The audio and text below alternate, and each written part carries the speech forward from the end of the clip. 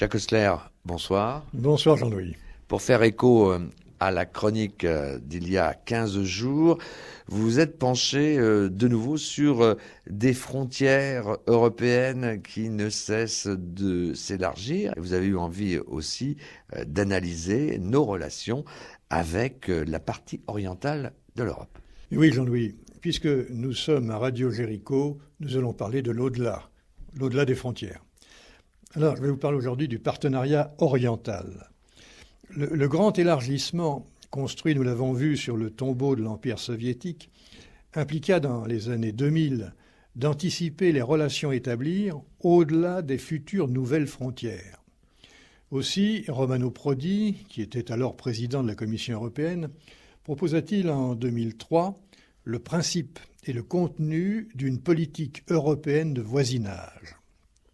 L'objectif était de stabiliser nos pays frontaliers et de favoriser leur prospérité en exportant notre modèle démocratique et notre modèle économique de marché. Cette politique européenne de voisinage se subdivisa au fil du temps en une Union pour la Méditerranée en 2008, sous l'impulsion de Nicolas Sarkozy et sous l'impulsion de l'Italie et de l'Espagne, et en 2009 naquit à Prague des œuvres de la Suède et du groupe de Visegrad, c'est-à-dire la Pologne, la Tchéquie, la Slovaquie et la Hongrie, le partenariat oriental. Il se proposait, ce partenariat, de conclure des accords bilatéraux portant constitution d'un État de droit, du respect des droits de l'homme et une harmonisation avec les pratiques et les normes de marché européennes. Les cibles visées étaient les pays limitrophes, Biélorussie, Ukraine, Moldavie, et les pays du Caucase, Géorgie, Arménie et Azerbaïdjan. Les négociations, en cours depuis plusieurs années, devaient se conclure à Vilnius, la capitale de l'État alors président du Conseil de l'Union européenne, la Lituanie, fin 2013. Mais toutes ces cibles de l'Union européenne étaient d'anciens membres de l'URSS et constituaient ce que la Russie de Poutine appelle l'étranger proche. Donc des cibles aussi du rétablissement de l'influence dominatrice de la Russie au travers de l'Union économique eurasiatique. Cette zone de confrontation d'influences concurrentes est devenue militairement conflictuelle. L'Ukraine est en guerre civile, les ingérences diverses se multiplient, le dépeçage a commencé par l'annexion de la Crimée, au mépris du droit international et des traités signés par la Russie. Mais ceci n'est qu'une étape nouvelle du jeu de go déstabilisateur entrepris de longue date par la Russie, en Moldavie, en Géorgie, par l'annexion de l'Abkhazie et de l'Ossétie du Sud. Alors, quelles explications retenir et quelles issues pour en sortir ? Jacques Osler, mais qu'allait faire l'Union européenne dans une telle galère ? Eh oui, c'est Molière qui nous donne la clé de l'énigme. Alors, l'Occident est-il innocent de tout ce qui se passe aujourd'hui ? En fait, il a profité de la décomposition de l'URSS et du délabrement de la Russie d'Eltsine pour élargir l'OTAN quasiment jusqu'aux frontières de la Russie, sous les moustaches de Poutine. Heureusement que Merkel et Sarkozy se sont opposés à l'inclusion de l'Ukraine et de la Géorgie dans l'OTAN pour ne pas provoquer davantage une Russie redressée et souhaitant retrouver un rôle géostratégique et d'influence dans son étranger proche. Depuis le diktat de Versailles, l'on sait que l'abus d'une position temporairement dominante engendre une attitude revancharde lorsque la puissance finit par être restaurée, ce qui est le cas aujourd'hui de la puissance militaire et de la puissance gouvernementale de la Russie. Pour se protéger d'un réveil impérialiste, les pays d'Europe centrale et orientale se sont jetés dans les bras de l'OTAN pour leur sécurité et de l'Union européenne pour leur prospérité. Puis, ils ont cherché à interposer de nouveaux obstacles entre la Russie et eux-mêmes en promouvant le partenariat oriental, voire en faisant miroiter l'intégration dans l'Union européenne. Alors, ce prosélytisme de l'OTAN et de l'Union européenne a été perçu comme menaçant pour l'étranger proche et même déstabilisant par la proximité d'une tentation démocratique et d'une tentation de développement libéral de marché par la Russie elle-même.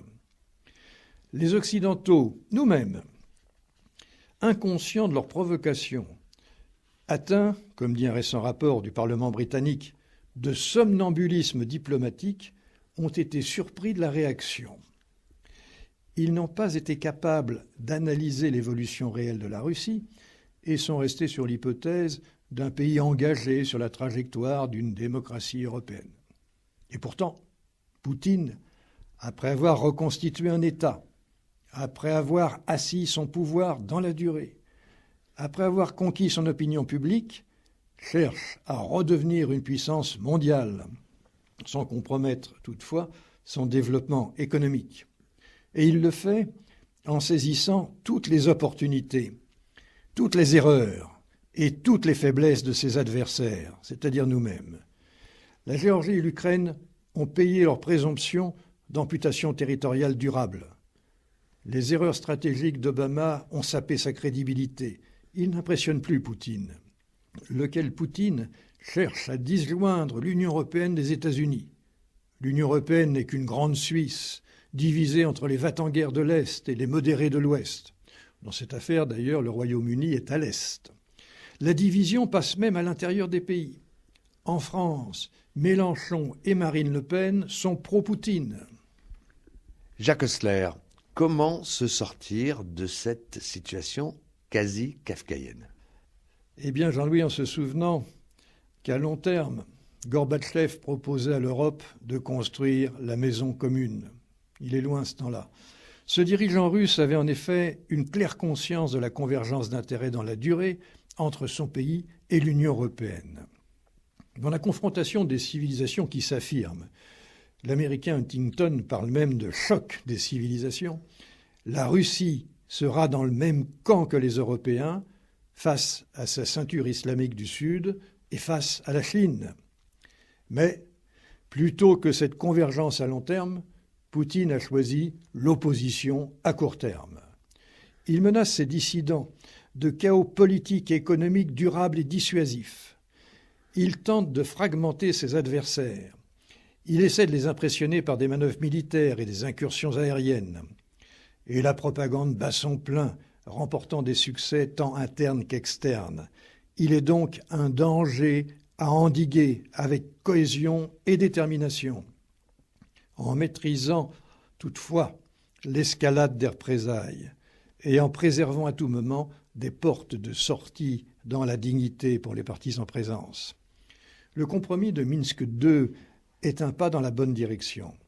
Il sera souhaitable de négocier à trois, Union européenne, Russie, étrangers proches ou partenariat oriental, de négocier des accords de compromis portant préservation de l'intégrité territoriale et de l'unité nationale, portant protection des minorités, neutralisation des ingérences, instauration d'une démocratie et surtout choix d'un modèle de développement économique compatible tant avec l'Union européenne que la Russie, ce qu'on n'a pas su faire jusqu'à présent.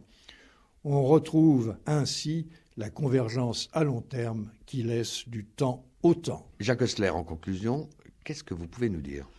Eh bien, Jean-Louis, nécessité en Occident d'une approche réaliste, responsable, sereine et sans arrogance. Nécessité d'une politique de sécurité et de défense crédible, fin de la Grande Suisse et retour à l'Europe puissance. Espérons qu'une fois de plus, Jean Monnet aura eu raison en disant que l'Europe s'est construite par les problèmes qu'elle a su surmonter et quelle est la somme des solutions apportées à ces problèmes. Poutine sera-t-il donc, pour l'histoire, un père de l'Europe malgré lui?